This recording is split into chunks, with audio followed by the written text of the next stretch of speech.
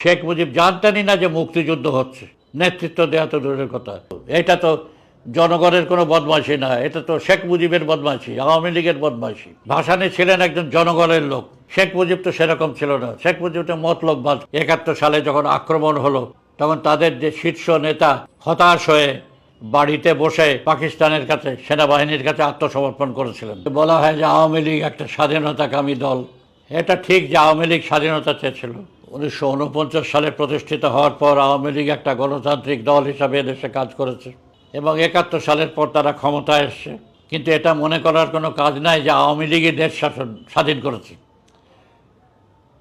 বরঞ্চ দেখা যাবে যে 25শে মার্চ 71 সালে যখন আক্রমণ হলো তখন তাদের যে শীর্ষ নেতা হতাশ হয়ে তার রাজনীতি সম্পূর্ণভাবে ধসে পড়ায়, নেতৃত্ব ধসে পড়ার ফলে তিনি অন্য কিছু করার উপায় না দেখে বাড়িতে বসে পাকিস্তানের কাছে, সেনাবাহিনীর কাছে আত্মসমর্পণ করেছিলেন।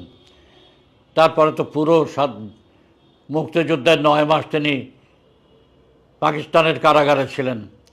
মুক্তিযুদ্ধের নেতৃত্ব দেওয়া তো দূরের কথা, তিনি জানতেনও না যে মুক্তিযুদ্ধ হচ্ছে। কোনো খবর তার কাছে ছিল না, তাকে কোনো খবরের কাগজ দেয়নি, কোনো রেডিও দেয়নি, টেলিভিশন দেয়নি। 9 মাসে কারোর সাথে তার সাক্ষাৎকার হয়নি। শেখ মুজিব জানতেনই না যে মুক্তিযুদ্ধ হচ্ছে, নেতৃত্ব দেওয়া তো দূরের কথা। মুক্তিযুদ্ধ হয়েছে এটা তিনি জানলেন ছাড়া পাওয়ার পর লন্ডনে গিয়ে। কাজে আওয়ামী লীগ মুক্তিযুদ্ধ করে দেশকে স্বাধীন করেছে এটা মোটেই ঠিক না। আওয়ামী লীগ এখান থেকে পালিয়ে গিয়ে ভারতের সহায়তায় সেখানে অস্থায়ী সরকার গঠন করেছে ইত্যাদি।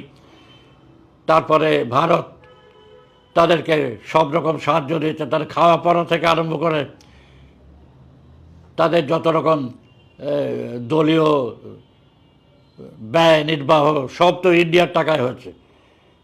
এবং যাকে মুক্তিযুদ্ধ বলা হয় সেখানে ছেলেরা অনেক লড়াই করেছে, তাদেরকে সামনে পাঠিয়ে দেওয়া হয়েছে। কিন্তু আওয়ামী লীগের লোকজনরা খোদ তারা তো কিছু করেনি। এই যে তোফায়েল আমু থেকে আরম্ভ করে রাজ্জাক, এগুলো তো কোনো লড়াই করেনি।